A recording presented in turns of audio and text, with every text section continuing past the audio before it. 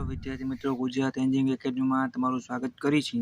અને આજે આપણે લાસ્ટ ચેપ્ટર જે બચ્યું છે આપણું એ પણ આપણે હવે અત્યારે વિડિયો લેક્ચર લઈ અને પૂરું કરી છે. બરાબર, જે જીટીયુ એક્ઝામની અંદર 14 માર્ક્સમાં પૂછાય છે.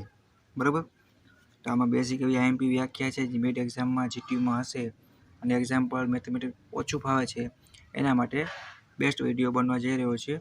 બાકીના લોકો પણ જોવે, જે લોકોને એક્ઝામ્પલ આવે છે થિયરી જો કરવી પડશે. બરાબર, થિયરી ઉપરથી જ એક્ઝામ્પલ હશે.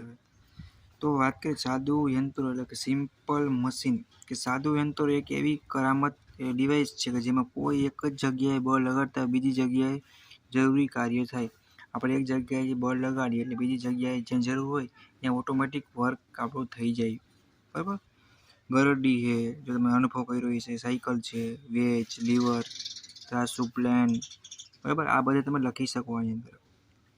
સંયુક્ત યંત્રની વાત કરી, જો કોઈ યંત્ર ઘણા બધા સાદા યંત્રો ભેગા કરીને બનાવેલ હોય તો તેને સંયુક્ત યંત્ર કહી શકાય. બરાબર, એમાં સ્કૂટર છે, લેથ મશીન છે, ક્રેન છે, ગ્રાઇન્ડિંગ મશીન છે વગેરે લઈ શકો. ઉંચકવાના યંત્રોની વાત કરીએ, લિફ્ટિંગ મશીન કે ઉંચકવાના યંત્રો એવી કરામત એટલે કે ડિવાઇસ છે કે જેની મદદથી ભારે વજન ઓછા પ્રયત્ન બળથી ઉંચકી શકાય. ગરડી છે, પાણી આપણે જ્યારે કૂવાની અંદરથી બહાર કાઢતા હોય ત્યાં આપણે તમે જોયું હશે.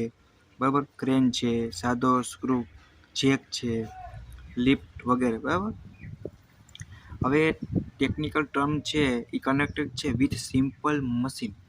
સાદા યંત્રો સાથે સંકળાયેલા ટેકનિકલ પદો છે.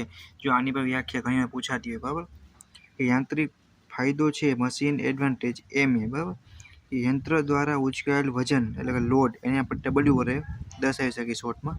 અને તે વજન ઉંચકવા માટે આપવામાં આવેલા પ્રયત્ન એટલે ઇફોર્ટ પી ના ગુણોત્તરને યાંત્રિક ફાયદો એટલે કે મેકેનિકલ એડવાન્ટેજ તરીકે કહી શકાય છે. બરાબર, તેનું સૂત્ર પણ આપ્યું છે, યાંત્રિક ફાયદો બરાબર ઉંચકવાનું વજન એટલે લોડના છેદમાં ઇફોર્ટ. શોર્ટમાંથી આ બેમાં તમે કોઈ એક લખી શકો. બરાબર, હવે જોવો જાય કે વેગ ગુણોત્તર આવશે, વેલોસિટી રેશિયો, અને શોર્ટમાં વીઆર દ્વારા લખી શકાય છે.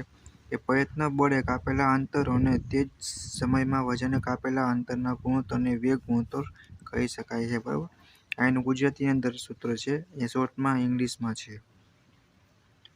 આ ચેપ્ટરમાં ડેફિનેશન જ છે. બરાબર, તો આપણે એ વધારે યાદ રાખવી પડશે. આદાન અથવા અર્પિત મૂલ્ય ઇનપુટની વાત કરી કે યંત્ર ચલાવવા તેના પર કરવા પડતા કાર્યને. આ વર્ડ પણ આપણે એન્જિનિયરિંગમાં ઘણી બધી જગ્યાએ આવતો હોય છે. બરાબર, ને આવશે જ. સૂત્ર પણ આપ્યું છે. હવે વાત કરીએ પ્રદાન અથવા ઉત્પાદિત મૂલ્ય એટલે કે આઉટપુટ. યંત્ર વડે થયેલા ઉપયોગી કાર્યને આઉટપુટ કહેવાય. બરાબર, તો અહીંયા આપણે ઇનપુટ આપી એટલે આપણે શું મળે? આઉટપુટ મળે. બરાબર, એક પ્રકારનું સૂત્ર છે. આપણે અત્યારે વાંચી એટલે આપણે શું મળશે? રિઝલ્ટ. એ શું થયું? આપણું આઉટપુટ થયું. બરાબર, એક્ઝામ્પલ તરીકે લીધું સમજવા માટે. એનું પણ આપ્યું છે. એફિશિયન્સીની વાત કરીને તમારે આ સિમ્બોલ વડે દર્શાવી શકાય કે યંત્ર દ્વારા થયેલા ઉપયોગી કાર્ય એટલે કે આઉટપુટ અને યંત્ર ઉપર કરવામાં આવેલા કાર્ય એટલે કે ઇનપુટના ગુણોત્તરને એફિશિયન્સી કહી શકાય છે. બરાબર, એનું સૂત્ર પણ આપ્યું છે. બરાબર, તો તમારે અને પછી હવે શું જોશે આપણે? આદર્શ યંત્ર આઈડિયલ મશીનની વાત કરી કે જે મશીનમાં ઘર્ષણ બિલકુલ ન હોય એટલે કે ઇનપુટ આઉટપુટ થાય અથવા કાર્ય દક્ષતા એટલે કે એફિશિયન્સી. તમારે ઇંગ્લિશમાં યાદ રાખવાનું વધારે. બરાબર, કાર્ય ક્ષમતા છે અને કાર્ય ક્ષમતા પણ અલગ આવશે. કાર્ય દક્ષતા એ પણ અલગ છે ને સિમ્બોલ વડે દર્શાવી શકાય. એને આપણે આદર્શ યંત્ર તરીકે લઈ શકાય. બરાબર, વ્યય થયેલ પ્રયત્ન બળ ઇફોર્ટ લોડ ઇન ફ્રિક્શન. સાદા યંત્રમાં થયેલા ગતિ આપવામાં આવે છે ત્યારે ગતિ કરતા યંત્રના વિવિધ ભાગોની સંપર્ક સપાટીઓ ઉપર ઘર્ષણ બળ ઉત્પન્ન થાય. આ ઘર્ષણ બળને સમતોલવા માટે થોડું પ્રયત્ન બળ વપરાય છે. બરાબર, આ વપરાયેલા પ્રયત્ન બળ વ્યય થયેલા પ્રયત્ન બળ ઇફોર્ટ લોસ્ટ ઇન ફ્રિક્શન. તેને પીએફ સંજ્ઞાથી પણ દર્શાવી શકાય છે. વ્યય થયેલ પ્રયત્ન બળ ઇફોર્ટ લોસ્ટ ઇન ફ્રિક્શન.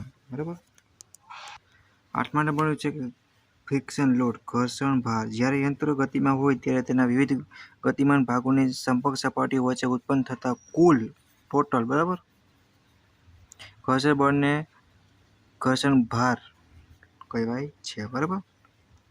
પછી શું જોશી? પરિવર્તિત યંત્ર જોવાનું છે. બરાબર. રિવર્સિબલ મશીન કે જો કોઈ યંત્ર પરથી પ્રયત્ન બળ દૂર કરતા તે ઊંધી દિશામાં ગતિ કરી વજનને મૂળ સ્થિતિમાં લાવવા પ્રયત્ન કરે તો તેને યંત્રને રિવર્સિબલ એટલે પરિવર્તિત યંત્ર કહી શકાય છે. બરાબર. હવે આ પરિવર્તિત હતું અહીં આગળ અ લાગી ગયું, અપરિવર્તિત નોન. બરાબર. સેમ ટુ સેમ બાકી. જો કોઈ યંત્ર પરથી પ્રયત્ન બળ દૂર કરતા તે ઊંધી દિશામાં ગતિ ન કરી શકે તો તેને અપરિવર્તિત યંત્ર નોન રિવર્સિબલ મશીન તરીકે કહી શકાય છે. એક ઉપરથી તમે બે યાદ રાખી શકો. બરાબર. તો યંત્રનો નિયમની વાત કરી કે લો ઓફ મશીન કે કોઈ યંત્રમાં જોઈતા પ્રયત્ન બળોની કિંમતો મેળવી પ્રયત્ન બળ વજનનો ગ્રાફ દોરવામાં આવે છે જે આકૃતિ દર્શાવ્યા મુજબ દોરેલો છે. બરાબર.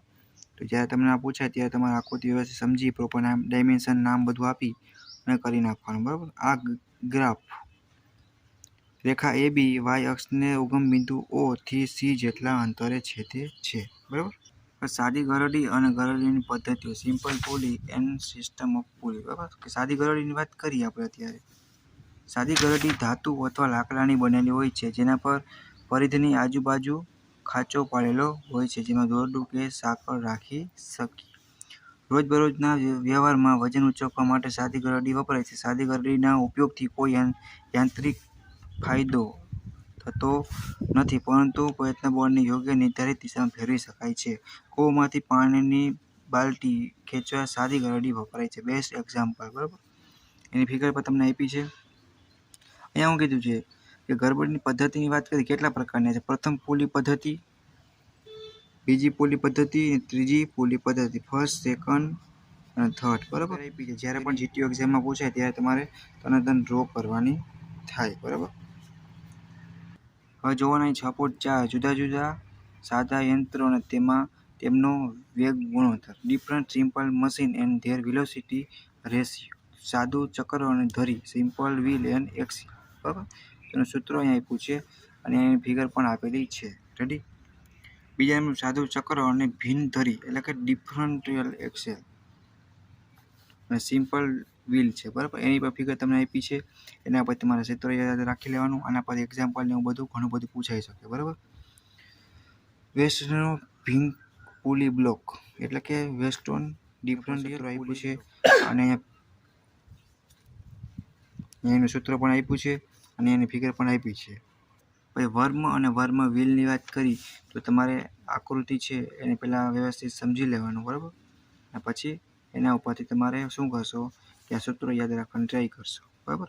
જો અને જે આ વસ્તુ શું છે, બી એટલે શું, આર એટલે શું, ત્યાં તમને આપેલું છે કે આર એટલે રેડિયસ ઓફ ઇફોર્ટ વ્હીલ. બરાબર. અને બીજું જોવા જાય તો તમને ટી ના સમજાય તો નો number of teeth on worm wheel. બરાબર. સ્મોલ કેપિટલ વસ્તુની ખાસ ધ્યાન રાખવાની. અહીંયા પણ આ આપ્યો છે, અહીંયા પણ આપ્યો છે. બરાબર. Single purchase clap. બરાબર. તેનું પણ સૂત્ર આપ્યું છે, ઇક્વેશન. બરાબર. અને એની પણ આકૃતિ આપી છે. આના પરથી એક્ઝામ્પલને ઘણું બધું પૂછાઈ શકે. બરાબર. ડબલ પરચેસ કેબની વાત કરી લાસ્ટ છે આના પછી એક જ. બરાબર. તો એનું સૂત્ર પણ આપ્યું છે. ફિગર તમારે જ્યારે દોરો ત્યારે પ્રોપર દોરવાની. આનું કોઈ ડાયમેન્શન કે માપ નથી હોતું. એનું સૂત્ર પણ તમને આપ્યું છે. બરાબર. લાસ્ટ જોવા જઈએ કે સાદો સ્ક્રૂ જેક, સિમ્પલ સ્ક્રૂ જેકની વાત કરી તો VR બરાબર 2πL/P સૂત્ર આપ્યું છે. અને જો આ આપ્યો ભાગ તમને એ શું છે આ. બરાબર. કે લેન્થ ઓફ હેન્ડલ છે અને પીચ ઓફ સ્ક્રૂ. બરાબર. અને એનું પર તમને અહીંયા આકૃતિ આપેલી છે. બરાબર. યાદ રાખજો એક બે વાર જીટીયુમાં ક્યાંક ને ક્યાંક પૂછાય તો હેલ્પ થઈ જાય. હવે એને આપણે આઈએમપી દાખલા પૂછાય એક્ઝામ્પલ. બરાબર. જે આપણે આ છે એનો પણ આપણે અલગથી વિડીયો બનાવશી જે મિડ એક્ઝામ જીટીયુ માટે પણ તમે એમાંથી જોઈને પ્રેક્ટિસ કરી શકો અને કેવા કેવા એક્ઝામ્પલ હોય તમને એટલીસ્ટ આઈડિયો આવે. અત્યારે લગી આપણે બધી થિયરી હતી 1 થી 6 ચેપ્ટર એના વિડીયા બની નાખ્યા, જોઈ નાખ્યા. તમે થઈ જાય. પછી તમે શું કામ કરવાનું કે આનાથી એક્ઝામ્પલ છે એના વિડીયો જોઈ નાખવાના. બરાબર. હવે જીટીયુમાં આઈએમપી પ્રશ્નને આપણે અલગથી લિસ્ટ કરશે, એના પર વિડીયો આપણે નાખીએ, બરાબર. તે પહેલાં તમારે શું કરવાનું છે કે તમારે તમારા ફ્રેન્ડને શેર કરો, સબસ્ક્રાઈબ કરો અને બેલ આઇકનમાં પ્રેસ કરી દો, જેથી કરીને કોઈ પણ નવો વિડીયો આવે તો તમે ઇઝીલી જોઈને લાભ લઈ શકો. અને કાંઈ પણ એની ક્વેરી હોય તો કોન્ટેક્ટ એ ટૂંકમાં કોમેન્ટ કરો, બરાબર. તમને ઇઝીલી તમારો આન્સર મળી જશે, બરાબર. તો હવે આપણે બધા ચેપ્ટરના એક્ઝામ્પલ છે, દાખલાઓ છે, બરાબર, એનો આપણે વિડીયો બનાવશે.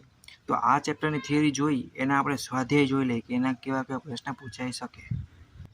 ચેપ્ટર નંબર 6 છે, બરાબર, સાદા વિદ્યુત યંત્રો, જે ચેપ્ટર આપણું, એની કેવા પ્રકારની થિયરી પૂછાય એ પણ તમને દર્શાવેલી છે. તમારે એકવાર બધી રિવિઝન કરી જવાનું, બરાબર. અને કેટલી એક્ઝામ પૂછવાની છે એ પણ અહીંયા તમને દર્શાવેલું છે. મેં તમને નિયમનું કીધું હતું કે એ આઈએમપી છે, તો જો એ 3 થી 4 વાર પૂછાયેલો છે, બરાબર. તો તમારે પ્રેક્ટિસ કરી જવાનું. આ તમારા ચેપ્ટરના પ્રશ્ન છે, ઓટોમેટિક સિલેબસમાં સ્વાધ્યાયમાં આપેલા છે. તો એકવાર આ રીડ કરી જવાનું, બરાબર. અને પછી તમારે એક્ઝામ્પલ છે એની આપણે શું કરશી, એક્સરસાઇઝ છે એ કરશી, એના પણ વિડીયો આપણે બનાવશી, બરાબર. Thank you, bye bye.